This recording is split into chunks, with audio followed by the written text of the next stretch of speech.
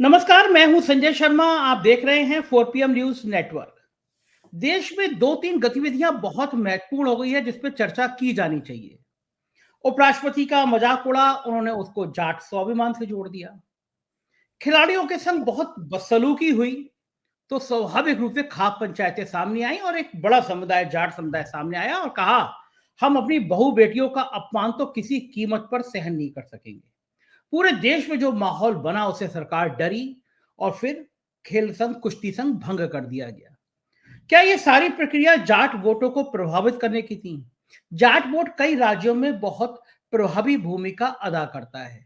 तो ये सारी कवायद दोनों तरफ से केवल इसलिए थी कि जाट समुदाय को प्रभावित किया जा सके, उसको अपनी तरफ लाया जा सके। दूसरी एक बड़ी बात यह है कि सी वोटर ने सर्वे किया है और बीजेपी को बम बम दिखाया है। तो मैं आज आपको एक ऐसे शानदार पत्रकार के पास ले चलता हूं जिनको इस तरह के वोटर, जो यानी लोक नीति CSDS के संग उन्होंने सालों काम किया है, वो जानते हैं कि सर्वे का महत्व कितना होता है, सर्वे क्यों किए जाते हैं, किस लिए किए जाते हैं। तो इन सारी बातों को समझने के लिए मैं लेके चलता हूं आपको प्रोफेसर अभय दुबे जी के पास। जाना माना नाम, देश के बड़े बड़े टीवी चैनलों में आप देखते रहते हैं। बड़ी किताबें, बहुत सारी किताबें उन्होंने लिखी हैं राजनीति की, सामाजिक संरचना की, और बहुत योग, बहुत काबिल पत्रकार हैं। उनसे आज इस राजनीति को समझने की कोशिश करते हैं। स्वागत है अभय जी। अभय जी, मैंने जैसे इंट्रो में कहा कि जाट वोट हमारी तरफ आ जाए, इसके लिए उपराष्ट्रपति भी मैदान में उतार दिए गए हैं और खिलाड़ियों के संग जिस तरह देश खड़ा हुआ, उससे सरकार किसान आंदोलन के बाद दूसरी बार डरती हुई नजर आई।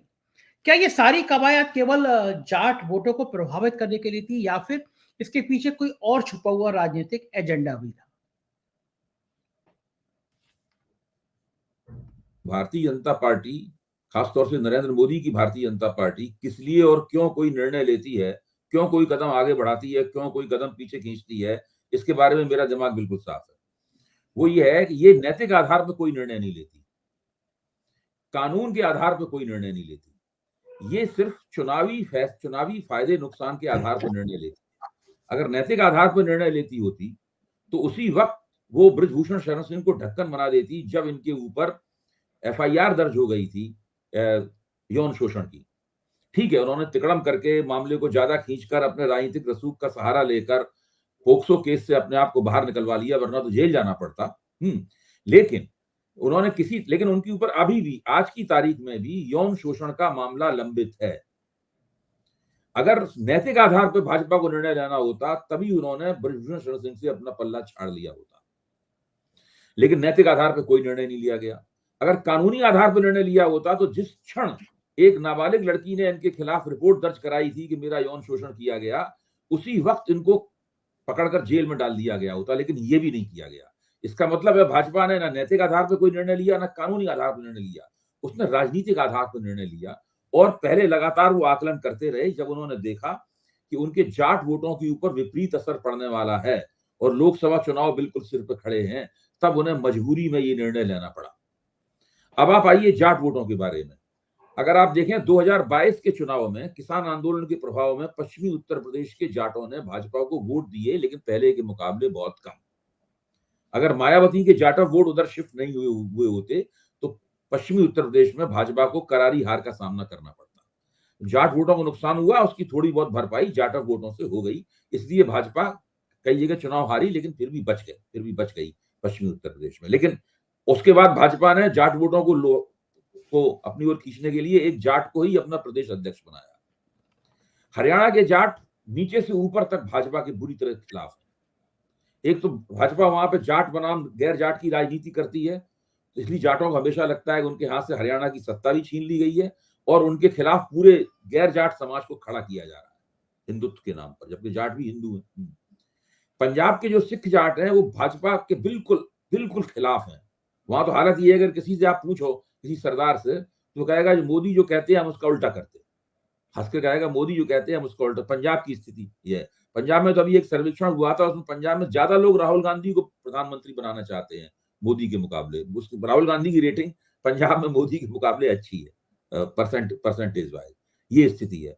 राजस्थान के जाटों ने अभी इसी चुनाव में साबित किया है कि भाजपा चुनाव भले जीत गई हो, लेकिन उन्होंने कांग्रेस को वोट दिया। जो जाट बेल्ट है वहां कांग्रेस के लोग जीते। इसका मतलब यह है कि राजस्थान, हरियाणा, पंजाब और पश्चिमी उत्तर प्रदेश इतना बड़ा जो इलाका है, इस इलाके के जाट वोट इस वक्त भारतीय जनता पार्टी के साथ नहीं है और भाजपा के रणनीतिकारों को इसका बहुत एहसास है। जिसमें साक्षी मलिक ने शिकायत की थी और उन्होंने अपना धरना शुरू किया, जिसको उन्होंने बहुत उत्पीड़ित किया गया, वो कीचड़ में बैठते रहे, उनको घसीटा गया और पता नहीं उनके साथ साथ क्या क्या कितना उनको ट्रोल किया गया। तब से हरियाणा बिल्कुल जल रहा है साक्षी मलिक और बजरंग पूनिया और इस पूरे और विनेश फोगट के सवाल की। क्योंकि जाट वोट पहले से भाजपा के वहां खिलाफ है, इसलिए लोगों ने कोई परवाह नहीं की कि बना रहने दो। जैसे जैसे लोकसभा नजदीक, चुनाव नजदीक आता गया, फिर रणनीतिकारों की निगाह बदली और अभी जो जिस तरह उन्होंने अपने जूते मेज पर रख दिए, अपना मेडल वो प्रधानमंत्री के घर के सामने दे आए, उसके बाद दूसरी बिरादरियों पर असर पड़ना शुरू किया। वीरेंद्र सिंह यादव उर्फ गूंगा पहलवान, जो कि डीफ ओलंपिक में उन्होंने स्वर्ण पदक जीता, उन्होंने कहा था मैं भी अपना वापस कर रहा हूं पद्मश्री। उसके बाद अभिनव बिंद्रा ने अपनी बात कहा। फिर ये सब जो पूरा माहौल, नीरज चोपड़ा पहले ही इनका समर्थन कर चुके हैं, ये सब जो माहौल बना, इससे सरकार चौंकी और झुकने को मजबूर हुई और उसने न केवल बिल्कुल जो एक फर्जी किस्म का चुनाव हुआ था, आपको ध्यान होगा इसी फर्जी, इसमें जो मध्य प्रदेश के मुख्यमंत्री अभी चुने गए हैं मोहन यादव,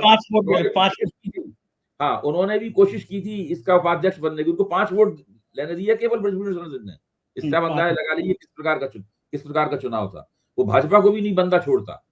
तो अब जाके बृजभूषण शरण सिंह से इन लोगों ने पल्ला झाड़ा है और नड्डा ने बुला के कह दिया कि अब आप जरा इनसे दूर हो जाइए वरना आपका टिकट विकेट कट जाएगा।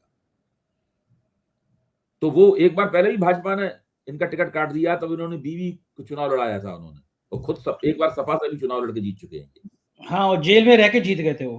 हाँ, तो ये है इसका मामला। तो ये स्थिति है। भारतीय जनता पार्टी जाट वोटों को लेकर बड़े पैमाने पर संकट में है और जाट वोट केवल एक प्रदेश का मसला नहीं है, ये 4 प्रदेशों का मसला है।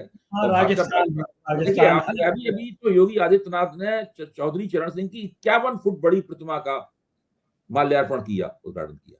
अब आप बताइए, चौधरी चरण सिंह का जनसंघ से या योगी आदित्यनाथ से या भाजपा से क्या ताल्लुक? कुछ नहीं। तो ठीक है, गठजोड़ राजनीति में उनके साथ रहे हैं। जब 1967 में संवित सरकार बनी थी, संयुक्त विधायक दल की सरकार बनी थी, तब जनसंघ भी चौधरी चरण सिंह के नेतृत्व में, चरण सिंह मुख्यमंत्री थे और जनसंघ के लोग भी, रामप्रकाश गुप्ता उसमें मंत्री थे उस सरकार में, जो बाद में अटल बिहारी वाजपेयी ने कल्याण सिंह को हटाकर जिनको मुख्यमंत्री बनाया था उत्तर प्रदेश का, वही रामप्रकाश गुप्ता चरण सिंह के साथ। तो अब ये सब लोग चरण सिंह को एप्रोप्रिएट करना है, यानी चरण सिंह की पूरी जो लीगेसी है, राजनीतिक विरासत है, उसको हड़पने की पूरी कोशिश कर रहे हैं केवल जाट वोट के आधार पर। अमित शाह लोटा और डंडा लेकर जयंत चौधरी के पीछे पड़े हुए कि किसी न किसी तरह उन्हें भाजपा में उनका मर्जर करा लें। वो भी तैयार नहीं है, क्योंकि वो अगर उनकी पार्टी भाजपा में मिल गई, जयंत चौधरी की पूरी राजनीति खत्म हो जाएगी। अभी जयंत चौधरी की पास जो बार्गेनिंग पावर है, इसलिए वो तो इंडिया गठबंधन में चले गए हैं जयंत चौधरी। तो इसलिए भाजपा इस वक्त जाट वोटों के संकट की शिकार है।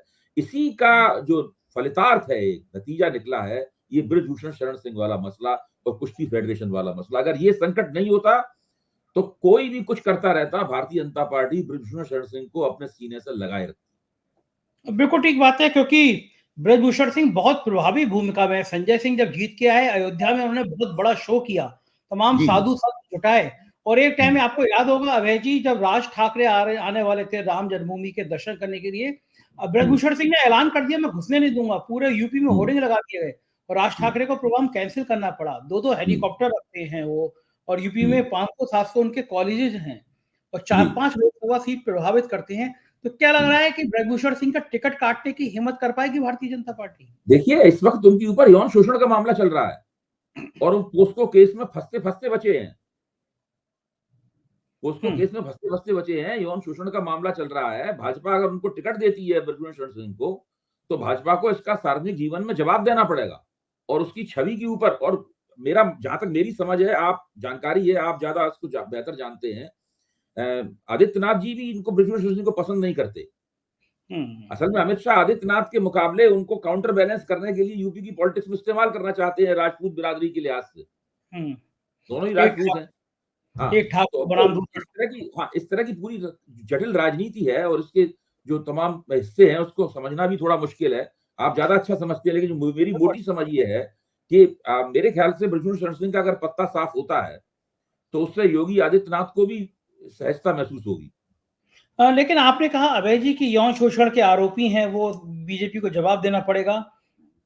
एक दो विधानसभा है, वहां पे टिकट दिया जा रहा था, तो एक व्यक्ति का नाम सामने आया।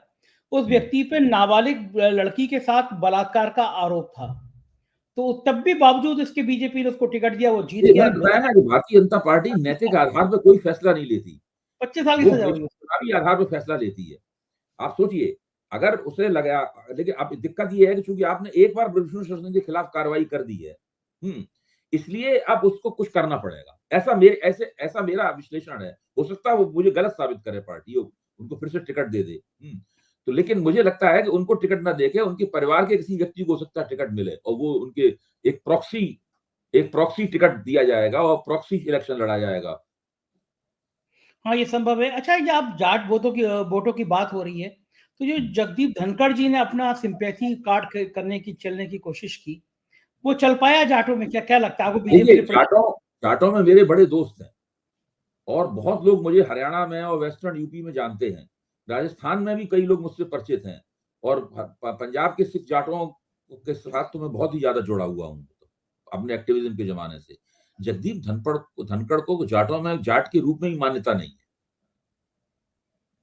जो विजेंद्र सिंह ने बयान दिया था, मुक्केबाज ने, अरे जाटों का अपमान हो गया और जाटों को पता ही नहीं, वो इस बात का सबूत है कि जगदीप धनखड़ जाट के रूप में उनका कोई खास उनकी छवि नहीं है। वो तो जिस तिकड़म के सहारे वो पश्चिम बंगाल के राज्यपाल बने, और जिस तिकड़म के सहारे वो उपराष्ट्रपति बने, वो तो तिकड़म ऐसी है, इसको अभी मैं सार्वजनिक रूप से बोल नहीं सकता हूँ। व्यक्तिगत रूप से आप मिलेंगे तो मैं आपको बता दूंगा कि ये सब कैसे क्या हुआ। मैं एक डिबेट कर रहा था, एक अच्छे जाट नेता थे, उन्होंने कहा कि टूटी खाट झुका जाट, ये हाँ। बर्दाश्त नहीं होता है जाटों को। तो इस तरह की बातें की जा रही। लेकिन एक बात ये अभय जी, वो कह रहे थे कि पिछले कई एक दशक से ऐसा कभी नहीं हुआ कि कैबिनेट में कोई कैबिनेट मिनिस्टर जाट ना रहा हो। मोदी जी ने साबित कर दिया कि उनकी कैबिनेट में कोई भी जाट नहीं है, मंत्री नहीं है। नहीं, तो ये देखिए, जाट लगातार इस बात को समझ रहे हैं, और देखिए जाटों में एक जाट बिरादरी की एक खूबी है, मुझे खुद एक जाट बुद्धिजीवी नहीं बताई। उनकी खूबी ये है कि एक बार जाटों को लगा कि वो सरकार को झुका सकते हैं, फिर वो सरकार के पीछे पड़ जाते हैं डंडा लेके। इसमें तो लगता है जाट कि अच्छा ठीक आरक्षण, है, हाँ, फिर जाट आरक्षण हाँ, मुद्दा फिर भी इसको जाट सुनाई करते हैं इसकी। तो मोदी सरकार को अभी जाटों के कोप का बार बार शिकार होना पड़ेगा। हाँ, सही बात है। किसान आंदोलन में भी उनकी बहुत बड़ी भूमिका थी, हाँ। वापस लेना पड़ा, जी जी। और दोबारा इस मसले पे झुकना पड़ा। जी एक जी। दूसरे विषय पे आता हूँ अभय जी। एक CNDS लोक नीति का, नहीं सॉरी क्षमा कीजिएगा, सी वोटर का सर्वे आया है, जी। ओपिनियन पोल, एग्जिट पोल, नहीं एग्जिट पोल नहीं, ओपिनियन पोल आया है कि हम्म, देश क्या चाहता है। तो देश हम्म। में दिखाया गया है कि बीजेपी बम बम है, और मैं तो चौंका कि कर्नाटक में भारतीय जनता पार्टी की कितनी प्रचंड लहर चल रही है, और कई राज्य ऐसे थे जो चौंकाने वाले थे। क्या लगता है आपको कि ये ओपिनियन पोल क्या हकीकत के करीब है? क्या भारतीय जनता पार्टी का अभी भी देश में देखिए, इतना? एक तो ये ओपिनियन पोल अभी बहुत पहले आ गया है, लोकसभा चुनाव से पहले, हैं? इसलिए बहुत ज्यादा इसको एक तथ्यात्मक वक्तव्य की तरह नहीं लिया जाना चाहिए। लेकिन फिर भी ये एक हर ओपिनियन पोल का अध्ययन करना चाहिए, फिर भी वो एक संकेत देता है, एक सुराग देता है। मैं इसको दूसरे तरीके से पढ़ता हूँ। ये ठीक है कि जो भाजपा का कैचमेंट एरिया है, भाजपा का प्रभाव क्षेत्र है, उसमें उसने भाजपा को बहुत आगे दिखाया है, और भाजपा उसमें पहले भी आगे रह चुकी है। अब देखिए, छत्तीसगढ़ है, उसमें 2014 में ही भाजपा ने 54% वोट प्राप्त कर लिए थे। मतलब ये ऐसा इलाका है जहां भाजपा पहले से ही 50% के आसपास वगैरह रहती है। 19 में रह चुकी है, उससे पहले 14 में भी रह चुकी है। और कुछ इलाके तो ऐसे हैं जिसमें मोदी के राष्ट्रीय मंच पर उभरने से पहले से भाजपा अच्छा प्रदर्शन कर रही है। कर्नाटक है, कर्नाटक में तो 2004 और 9 में भी भाजपा ने अच्छा प्रदर्शन किया था, जब केंद्र में उसकी सरकार नहीं बन पाई थी। छत्तीसगढ़ में 2004 और 9 में भी भाजपा ने अच्छा प्रदर्शन किया था, जब केंद्र में सरकार नहीं बन पाई थी। तो कुछ इलाके ऐसे हैं जो भाजपा के पिछले 30-40 साल से अच्छे प्रदर्शन के इलाके। अब मैं दूसरी तरफ आता हूं, मेरी रीडिंग अलग तरह की क्यों है। मेरी रीडिंग ये है कि देखिए, ये सर्वे हमें बताता है, संकेत देता है कि इस बार तेलंगाना में भाजपा को पिछली बार 4 सीटें मिली थी, नहीं मिलेंगी। वहां कांग्रेस की बढ़त होगी, तो आपकी 4 में 3 सीटें तो भाजपा निश्चित रूप से खोएगी। तो आप देखिए 303 सीटें जो मिली थी उसमें 3 सीटें तो ये गई। उसके बाद ये सर्वे ये भी दिखाता है कि कर्नाटक में उतनी सीटें नहीं मिलेंगी जितनी पिछली बार मिल गई थी। ये सर्वे जो देवगौड़ा की पार्टी और भाजपा के बीच गठजोड़ हुआ है उसको जरा ज्यादा महत्व दे रहा है। मैं उसको उतना महत्व नहीं देता हूं। अगर मेरा आकलन सही होगा तो वहां कर्नाटक में भी कांग्रेस भाजपा से कम 10 सीटें छीन सकती है। तो आप मान के मेरे हिसाब से चलिए कि 10 सीटें ये भाजपा की कम हुई, 13 हो गई। उसके बाद में बिहार में भाजपा को बड़ी पिटाई इस बार होने वाली है, सर्वे ही कहता है ये। उन्होंने वो 15 से और 16 से ज्यादा दिखाई है। महाराष्ट्र में भी जो महाराष्ट्र में भी जो कांग्रेस का जो गठजोड़ है वो महायुति जो इनका सत्तारूढ़ गठजोड़ है उससे आगे है। तो ऐसे कई इलाके हैं जिन इलाकों में मेरा मानना यह है कि भाजपा को इस बार कड़े मुकाबले का सामना करना पड़ेगा। कुछ इलाके ऐसे हैं जहां पर भाजपा आसानी के साथ में पिछला प्रदर्शन दोहरा देगी।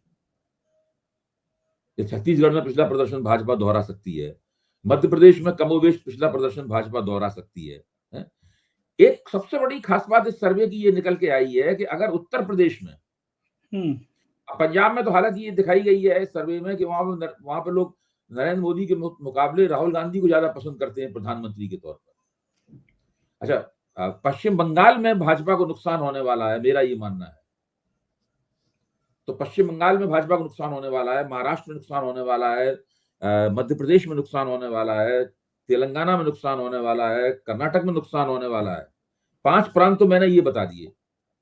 फिर आप आइए उत्तर प्रदेश के ऊपर, जहां मेरा मानना है कि अगर बहुजन समाज पार्टी इंडिया गठबंधन में नहीं गई तो भाजपा कुछ सीटों में अपनी बढ़ोतरी कर सकती है। लेकिन अगर बहुजन समाज पार्टी के प्रभाव को आप जोड़ दें इंडिया गठबंधन के साथ में, जिसकी अभी पूरी संभावना है उधर जाने की, तो भाजपा की सीटें 57-55 रह जाएंगी वहां पर। तो यहां भी उत्तर प्रदेश में भी उनको नुकसान हो सकता है। तो भाजपा का जो बहुमत है, मतलब उस बहुमत के ऊपर इस वक्त सवालिया निशान लगा हुआ है। ये सर्वे एक संदेश ये भी देता है, भाजपा का बहुमत जो है वो संकट में है। तो ये अभय जी, ये जो इतना पहले ये सर्वे क्यों कराए जाते हैं? अभी कोई चुनाव की 4-5 दो कारण हो सकते हैं। एक तो कारण ये है कि सर्वे, कोई भी टीवी चैनल सर्वे लगातार कराता रहता है ताकि वो अपनी टीआरपी वगैरह प्रबंधित कर सके और लगातार ये दावा करे कि पूरे राष्ट्र की नब्ज उसके हाथ में है। एक तो ये उसका कारण है। दूसरा कारण ये भी है कि अभी भाजपा ने 3 राज्यों में जीत हासिल की है, तो अब भाजपा को सब जगह एक बड़ी बढ़त के साथ दिखाया जाए तो उससे एक नैरेटिव भी बनता है। और ये कांग्रेस की प्रवक्ता थी उस पे, अनुमा आचार्य, उन्होंने ये आरोप भी लगाया था और मुझे उनके आरोप में दम भी लगी। उन्होंने कहा कि भाई आप तो अभी भाजपा जीती है और अभी आप नैरेटिव लेकर आ गए लोगों के सामने, जबकि और कोई कहीं ऐसा सर्वे नहीं हो रहा है। तो ये भी बात है। मेरा मानना ये है, लोकनीति वाले हैं, ज्यादा गंभीर सर्वेक्षण एजेंसी है, वो लोग मार्च के शुरुआती दौर में या उससे ठीक पहले सर्वे करेंगे। तब आप जितने आप चुनाव के नजदीक होंगे तब आपका सर्वेक्षण ज्यादा सही वो देगा, तस्वीर पेश करेगा। अच्छा, क्या कुछ लोग आरोप लगाते हैं कि सत्ता भी कुछ आर्थिक फायदा देती है ऐसी एजेंसियों को? क्या आरोप सही है? देखिए, ये तो बाजार है। चुनाव एक बहुत बड़ा बाजार है जिसके अंदर करोड़ों अरबों रुपया, करोड़ों तो मैं कम कह रहा हूं, खेल रहा। हर पार्टी एक एजेंसी को हायर करती है और उससे अपने लिए सर्वे कराती। सारी पार्टियां, छोटी पार्टियां, क्षेत्रीय पार्टियां, सारी पार्टियां अपने अपने उसके अपने पोलस्टर्स हैं। कांग्रेस की भी पोलस्टर हैं, भाजपा की भी पोलस्टर हैं, सब लोग करते हैं। अब जो एजेंसी किसी पार्टी के लिए किसी इलाके में सर्वे कर रही होगी, है, तो वो नतीजे तो नहीं दे सकती बाहर के जो उस सर्वे के विपरीत हो, मतलब जो है। तो इस प्रकार बहुत सारी चीजें प्रभावित हो जाती है। वैसे मान लो चाणक्य टुडे है, तो चाणक्य टुडे ने 2015 में बिहार में अमित शाह के लिए सर्वे किए, इंटरनल सर्वे किए, और उसमें भाजपा को जीतते हुए दिखाया। उसी तरीके से बाद में न्यूज 24 पे उन्होंने भाजपा को जीतते हुए दिखा दिया, जबकि भाजपा बुरी तरीके से चुनाव हार गई वो वाला। ये इसका एक सबूत है। अच्छा, टीवी चैनल को इन सर्वे कराने का आपका मानना यह है कि उनकी टीआरपी वापस आ जाती है? हाँ, बड़े पैमाने पर देखिए, हिंदुस्तान में जो टीवी का करंट अफेयर वाला ऑडियंस है, जो खबरिया चैनल देखता है, वो लगातार राजनीतिक बातचीत सुनना चाहता है। डिजिटल मीडिया भी इसीलिए चल रहा है। तो हम सब लोग क्या कर रहे हैं, हम लोग राजनीतिक बातचीत कर रहे हैं, तो राजनीतिक बातचीत सुनना चाहता है वो। तो उसको अगर राजनीतिक बातचीत तथ्यों और आंकड़ों के हिसाब से मिलेगी, एक क्लेम होगा कि हमने पूछताछ करके ये बात कही है, केवल हमारी दिमागी उड़ान नहीं है, ये जमीनी सिचुएशन है, इसका अगर दावा होगा, वहां पर टीवी रिपोर्टर पूछ रहा है लोगों से कौन जीतेगा, वो बता रहा है, फिर तुरंत फिर स्टूडियो में आके बाउंस होता है, फिर आंकड़े दिखाए जाते हैं, फिर उन आंकड़ों के ऊपर हमारे आपके जैसे समीक्षक अपनी चर्चा करते हैं। तो इस तरह करके एक पूरी की पूरी एक राजनीतिक विश्लेषण की खुराक तैयार होती है। वो खुराक जो है वो टीवी दर्शकों को वो खिलाई जाती है। अच्छा अभय जी, आप तो चूंकि सब इंडस्ट्री से जुड़े हैं, मीडिया की इंडस्ट्री से जुड़े हैं, टीवी चैनलों पे भी प्रेशर होगा क्योंकि उनको लोगों ने देखना बंद किया है, काफी बड़ी संख्या में बंद किया है। मैं तो पूछता रहता हूँ लोगों को, कहते हैं हम तो ओटीटी प्लेटफॉर्म देखते हैं, न्यूज नहीं देखते। तो उनके पास में वो न्यूज देखने के लिए दर्शक आए, ये भी प्रेशर रहता ही होगा टीवी चैनलों पर। बहुत बहुत बहुत दबाव रहता है। बहुत सारे टीवी चैनल जो शुरू में, अब जैसे जो यूक्रेन युद्ध हुआ था, तो यूक्रेन युद्ध के ऊपर बहुत सारी टीवी चैनलों पे फर्जी खबरें चलाई गई। वो लोग कहाँ जो खड़े रहते थे, वो जो रिपोर्टर, वो कोई युद्ध भूमि में थोड़ा खड़े रहते थे। जब हमेशा दावा रहता था कि वो ग्राउंड जीरो से बोल रहे हैं। और यहाँ तक कि फिर उनकी अभी जो दूसरा युद्ध शुरू हुआ, इजराइल और हमास वाला, उसमें तो बहुत सारे रिपोर्टरों को एक हेलमेट और एक जैकेट, बुलेट प्रूफ जैसी लगने वाली जैकेट पहना के भेजा गया। और बिल्कुल जबकि वहां नहीं थे, वो तेल अवीव में खड़े होकर बोल रहे थे, और लड़ाई तो वेस्ट बैंक और गाजा में हो रही थी, वहां थोड़ा ना वो गए हुए थे। ये सब चीजें लोगों के सामने झूठ परोसा जाता है बड़ी कीमत पर, और उस बड़ी कीमत पे परोस कर भारत की स्थिति के साथ में मुसलमान विरोधी एंगल लिया जाता है, जो हमास और इजराइल वाले युद्ध में लिया भी गया, ताकि यहाँ पर हिंदू भावनाएं भड़काई जा सकें। इन सब कामों में सरकार की अप्रत्यक्ष भूमिका होती है, मतलब सत्तारूढ़ दल की अप्रत्यक्ष भूमिका होती है। वो इन बातों को शाबाशी देती है कि हाँ भाई ये और कीजिए। तो ये सब पूरा एक प्रपंच है जो लगातार दिन रात चलता रहता है, 24 घंटे 365 दिन। हाँ, ये मैंने ट्वीट भी किया था जब चुनाव हो रहे थे, तो दिन भर इजराइल हमास का युद्ध। मैं कह हाँ रहा था हाँ कि इधर इधर वोट पड़ेंगे और उधर ये युद्ध गायब हो जाएगा। वाकई में अब तब से हाँ, वोट पड़ने के बाद से अब तक वही है, इजराइल हमास। हाँ वही है।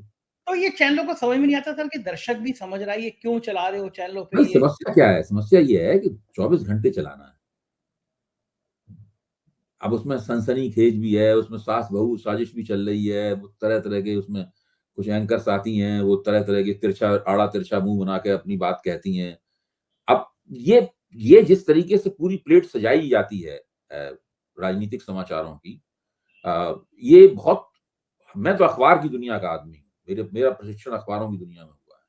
भाई हम तो रात में अखबार बनाए, सवेरे आपने अखबार पढ़ा, अब 24 घंटे बाद आपको सूचना मिलेगी, 24 घंटे बाद दूसरा अखबार मिलेगा आपको। हैं? यहाँ तो आपको लगातार लगातार चलाते रहना है।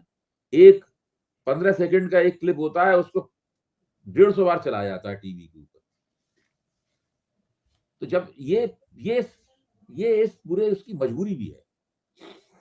हाँ, लेकिन अभय जी, जैसे जिस तरह इलेक्ट्रॉनिक मीडिया टीवी चैनलों की विश्वसनीयता गिरी है, आपको लगता है कि प्रिंट मीडिया भी उससे अछूती नहीं है? प्रिंट मीडिया पे भी असर पड़ा है? प्रिंट मीडिया की विश्वसनीयता अभी भी है।